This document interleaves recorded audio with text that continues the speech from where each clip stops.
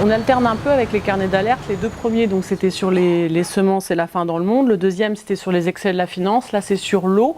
Le prochain, ça sera vivre sans croissance.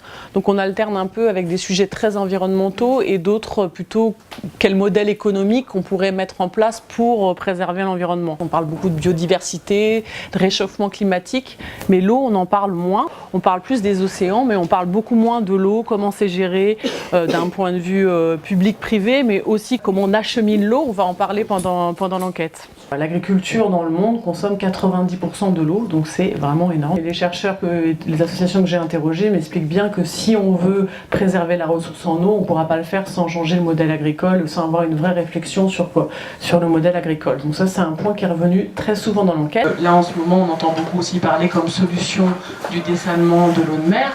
Et ça, moi, de pareil, dans l'enquête, il y a vraiment beaucoup de personnes qui ont dit alerte, attention, justement, alerte, par rapport au dessalement de l'eau de mer, parce que déjà, ça consomme énormément d'énergie, et parce qu'en plus, le sel, les résidus, ça peut créer plein de petites mers mortes. On ne sait pas quoi faire de ces résidus.